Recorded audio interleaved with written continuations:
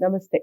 ఎన్నో విషయాలు మనం మన ఛానల్ ద్వారా మాట్లాడుతూ ఉన్నాం. భవిష్యత్తుకి సంబంధించి చాలా విషయాలు గతంలో కూడా మన ఛానల్‌లో ఉన్నాయి. ముఖ్యంగా ఎలక్షన్స్ మూమెంట్‌లో పివి రెడ్డి సార్ చెప్పిన ప్రతి మాట కూడా అక్షర సత్యమై నిలబడింది. ఛానల్‌లో చాలా వీడియోస్ చాలా బాగా ఆదరించారు. మనకి పీఎం గురించి చెప్పిన ఒక టాపిక్ అయితే చాలా మంచి రెస్పాన్స్ వచ్చింది. మీ అందరూ ఆదరిస్తున్నందుకు, మీ అందరి ద్వారా ఇలాంటి సహకారం అందుతున్నందుకు నిజంగా కృతజ్ఞురాలినని చెప్పొచ్చు నేను. ఇక ఈరోజు ఒక మంచి టాపిక్ మాట్లాడబోతున్నాం. భగవంతునితో ప్రత్యక్షంగా నాకు సంబంధం ఉంది. నేను భగవంతునితో మమేకమై నాకు భగవంతుడు నడిపిస్తూ ఉన్నాడు. జరగబోయేది నాకు ముందే చెప్తారు అని పివి రెడ్డి సార్ చాలా సార్లు మన ఛానల్‌లోనే చెప్పున్నారు. మరి ఇలాంటి వ్యక్తిని ఈరోజు మనం ఛానల్‌లో మాట్లాడుతూ ఉన్నాం. ఇక గుళ్ళల్లో ఈ మధ్య కాలంలో చాలా ప్రమాదాలు జరుగుతున్నాయి. దేనికి సంకేతం ఈ ప్రమాదాలు? అనుకోకుండా ఉన్నట్టుండి పండగల మూమెంట్‌లో ప్రమాదాలు జరగడం దేనికి సంకేతం? ఏం చెప్తుంది భవిష్యవాణి దానికి సంబంధించి? నాతో పాటు పివి రెడ్డి సార్ ఉన్నారు. మాట్లాడే ప్రయత్నం చేద్దాం. నమస్కారం. సార్ చాలా విషయాలు మనం మాట్లాడిన ఈ టాపిక్స్ చాలా మంచి రెస్పాన్స్ వస్తుంది. అవును. ముఖ్యంగా పీఎం గురించి మనం నరేంద్ర మోదీ గారి గురించి మాట్లాడిన టాపిక్ చాలా మంచి రెస్పాన్స్ వచ్చింది. ముందుగా మీకు దానికి స్పెషల్‌గా చెప్తున్నాను. కంగ్రాచ్యులేషన్స్. Thank you madam. ఇంకొక ముఖ్యమైన విషయం ఏమిటంటే ఎప్పుడు భగవంతుని గురించి మీరు మాట్లాడుతూ ఉంటారు. ఆయనతో ప్రత్యక్షంగా నాకు కనిపిస్తారు. ముందు జరగబోయేది నాకు చెప్తారు అని. మరి ఈ మధ్య కాలంలో దేవాలయాల్లో ఎక్కువగా ప్రమాదాలు, దేవునిపై ఎక్కువగా దూషణలు, ఇక మత మార్పిళ్ళైతే చెప్పాల్సిన అవసరమే లేదు.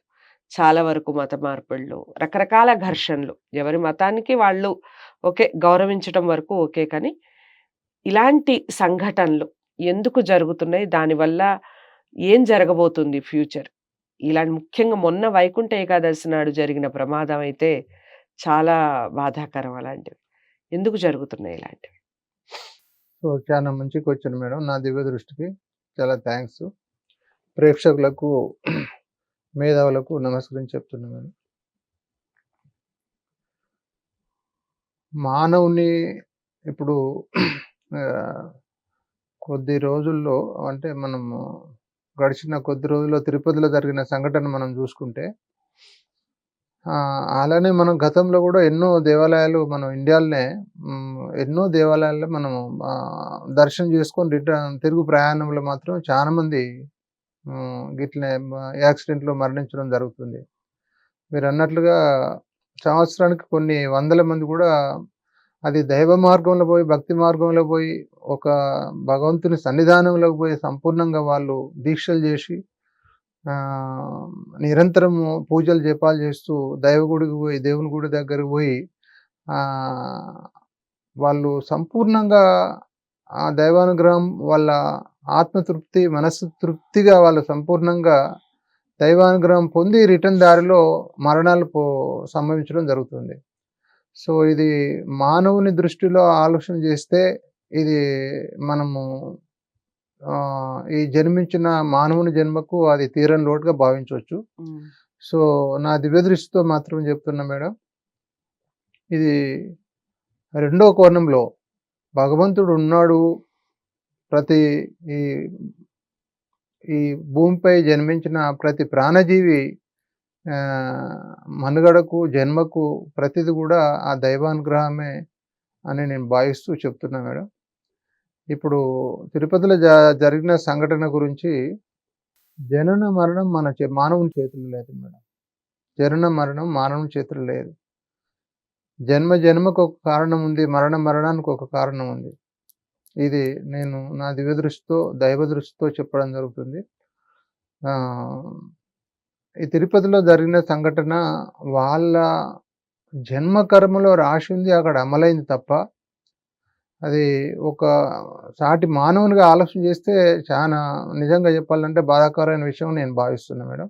సో, నేను ఒకటే చెప్తున్నా, కర్మ సిద్ధాంతానికి పోతే ఆడ ఎవ్వరు కూడా ఆపలేరు ఆ సంఘటన. ఇప్పుడు జన్మించిన ప్రతి ప్రాణజీవి ఏనాడైనా మరణించక తప్పదు. మనిషి ఇప్పుడు మనం ఎగ్జాంపుల్‌గా మరణానికి ఒక కారణం ఉంటది. అందరూ చివరి దశల్లో మరణించాలన్నది లేదు యాక్చువల్‌గా జన్మించిన ప్రతి ప్రాణజీవికి. ఆ భగవంతుడు నిర్మించిన ఆహ్, కర్మానుసారము అక్కడ జరిగిన సంఘటన ఆ భగవంతుని దృష్టిలో అది దైవ సన్నిధిలో ఏడుకొండల తిరుపతి వెంకటేశ్వర స్వామి దైవ సన్నిధిలో వాళ్ళు మొత్తము స్వర్గస్థులైనారంటే ఇది పక్కా 100% ఇది వాళ్ళు మరో జన్మలో ఆ భగవంతుడు సన్నిధానంలోకే వాళ్ళు జన్మస్థానానికి పోయినట్టు నేను భావిస్తున్నా. ఆ మరణం అనేది అంటే కర్మ సిద్ధాంతానికి పోతే మరణము భగవంతుడు ఫిక్స్ చేసింది మానవుడు మార్చలేడు. మానవుడు ఫిక్స్ చేసింది భగవంతుడు మారుస్తాడు కానీ భగవంతుడు ఫిక్స్ చేసిన దాన్ని మానవుడు ఎన్ని జన్మలు ఎత్తినా ఎందరు మంది అడ్డొచ్చినా ఒక ప్రాణిజీవిని 1,000,000 మంది 1,000 మంది డాక్టర్లు వచ్చినా ఆపలేరు మేడం. అయితే ఇక్కడ ఒక విషయం సరే ఏంటంటే ఈ మానవుణ్ణి కూడా సృష్టించింది ఈ జన్మకి కూడా కారణం భగవంతుడే కదా. ఎందుకు మానవుడితో ఇలాంటి తప్పిదాలు చేపిస్తున్నాడు? అయితే మానవుని జన్మ కర్మ ఇది కలియుగ ధర్మం. ఇప్పుడు ఒక సినిమా జీవితంలో ఎగ్జాంపుల్గా మనం తీసుకుంటే ఒక సినిమా నట జీవితంలో తీసుకుంటే ప్రారంభం నుంచి ఎండింగ్ వరకు మధ్యన ఎన్నో అవరోధాలు ఎదురైతా ఉంటాయి. అందులో రక్షించే వాళ్ళు ఉంటారు, శిక్షించే వాళ్ళు ఉంటారు.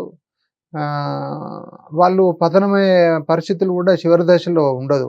చివరి దశలో ఇప్పుడు విలన్స్ అనేది మధ్యలోనే వాళ్ళు అంతమైపోవడం జరుగుతుంది. ఇప్పుడు మన మానవుని జన్మ రహస్యం కూడా మానవుని జన్మ రహస్యము సృష్టించిన భగవంతునికి తెలుసు కానీ మన మానవుని ఒక సామాన్య మానవుని ఆలోచన చేస్తే అది మనము చాలా దుఃఖకరమైన ఆలోచనగా భావించవచ్చు. కానీ మరణానికి ఒక కారణం భగవంతుడు సృష్టించిండు. అది ఎలా మరణిస్తాడు ఏందన్నది సృష్టికర్తకే అది జన్మించక ముందే నిర్ణయించబడింది. జన్మించిన తర్వాత తూచా తప్పకుండా అమలు చేయబడుతుంది. ఇవి దైవకర్మ సిద్ధాంతం ప్రకారంగా నేను జన్మకర్మ సిద్ధాంతం ప్రకారంగా చెప్తున్నా. ఇప్పుడు ఏదైనా ఇప్పుడు మన నిత్య జీవితంలో మనం తీసుకుంటున్నాం అనేక ఏది మన రోగ నివారణ కొరకు మందులు మ్యానుఫ్యాక్చర్స్ అది రిలీజ్ కాకముందు date of manufacture, date of expire, దానిలో ఇంగ్రీడియంట్స్, దాని యాక్షన్స్, రియాక్షన్స్ అన్ని మొత్తం ముద్రించిన తర్వాతనే అది మార్కెట్లో రిలీజ్ అవుతుంది.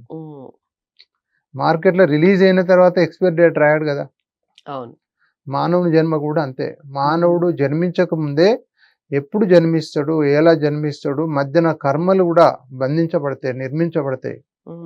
ఇప్పుడు మీరు చూడండి ఎందరో మంది మహానుభావులు అపరిమిత మేధావుల పిల్లలు కూడా ఆజ్ఞాలుగా జన్మిస్తారు. చాలా మంది చాలా ఆజ్ఞానవంతులు కూడా ప్రపంచంలో ఎనలేని విజ్ఞానవంతులు జన్మిస్తున్నారు.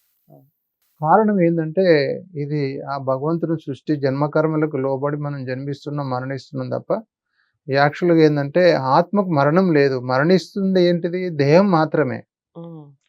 ఆడ దేహమే అంతమైపోయింది. మానవునికి మరణం అన్నది లేదు. మానవుని దృష్టిలో మనకు అవపడే దేహము అవపడకుండా పోయింది. అవపడకుండా పోవడం అంటే మనము ఆత్మకు మరణం లేదు. ఆత్మే పరమాత్మని విశ్వరూపం.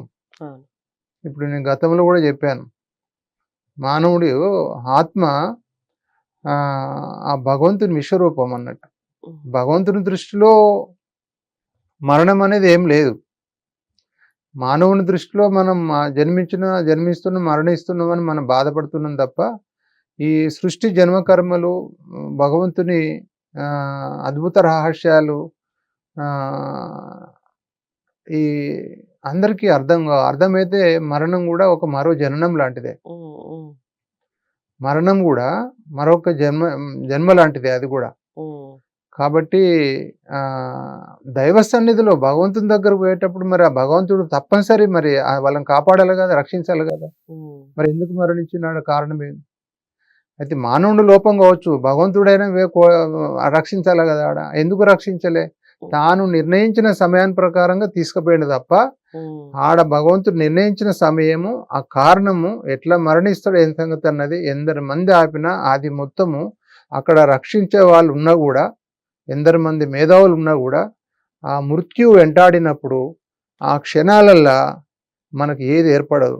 ఆ సమయం మొత్తం జరిగిపోతా ఉంటది క్షణాలలో. ఉమ్, అది ఎవరు ఊహించరాని సంఘటన. ఉమ్, ఉమ్, అది ఎవరు ఊహించలేరు. ఊహించితే వాళ్ళు ఎందుకు సడన్‌గా అది రిలీజ్ చేస్తారు? అట్లా రిలీజ్ చేయరు కదా మేడం. అట్లా వాళ్ళు కూడా అట్లా మరి తొక్కిసలాట పోతామన్నది వాళ్ళు కూడా అక్కడ దర్శనానికి పోరు. ఇప్పుడు మీరు చూడండి, తిరుపతికి పోయిన వాళ్ళకే భగవంతుడు ప్రత్యక్షమై వాళ్ళకు కోరుకునే అమలవుతున్నాయి. ఉమ్. లేదు. నువ్వు ఎక్కడ గుళ్ళకి పోకున్నా కూడా నువ్వు ఒక్కటే ఇంట్లో, నువ్వు ఇంట్లో ఉండి కూడా తిరుపతిలోకి పోయిన వాళ్ళకన్నా ఎక్కువ మనం దాన్ని భగవంతుని అనుగ్రహం పొందవచ్చు. రైట్. ఆ భగవంతుడు నిర్మించిన కాలచక్రములో, భగవంతుడు సృష్టించిన కాలచక్రములో ఆ ఆ కర్మ అనుభవించక తప్పదు కాబట్టి ఆ భగవంతుడు వాళ్ళకు అది ఆలోచన కల్పించిండు, పోయిండు, వాళ్ళు అక్కడ మరణించారు తప్ప అది ఏ మానవుని కోణము, ఏ మానవుని అంటే ఇప్పుడు మనం నిత్య జీవితం మనం ఇప్పుడు పరిపాలన పొలిటికల్గా ఆలోచన చేస్తే రూలింగ్లు ఉన్న వాళ్ళకు అది సహజ ధర్మం. వాళ్ళ ఈ రూలింగ్ లో ఉన్న వాళ్ళ గురించి కూడా మళ్ళీ మాట్లాడదాం సార్ తప్పకుండా. ఈ కర్మ సిద్ధాంతం గురించి, కర్మకి సంబంధించి జనన మరణాలు ఏ విధంగా ఉంటాయని గతంలో కూడా ఒక వీడియో చేస్తున్నాం ఆల్రెడీ, కర్మ సిద్ధాంతం గురించి మాట్లాడినప్పుడు. ఇక ఈ మధ్య కాలంలో ఇలాంటి ప్రమాదాలు ఎందుకు జరుగుతున్నాయి, దాని వెనకాల దాగి ఉన్న అంతరార్థం ఏమిటి, ఈ విషయాలన్నీ కూడా ఈ వీడియో ద్వారా తెలుసుకున్నాం. తప్పకుండా అందరికీ షేర్ చేయండి, వీడియోని లైక్ చేసి ఛానల్ని సబ్స్క్రైబ్ చేసుకోండి. కాకపోతే మరి ఇలాంటి కర్మ ఎందుకు పొలిటికల్ లీడర్స్ మీద అమాంతం పడిపోతూ ఉంది, కారణం ఏమిటి, నెక్స్ట్ వీడియోలో తెలుసుకుందాం.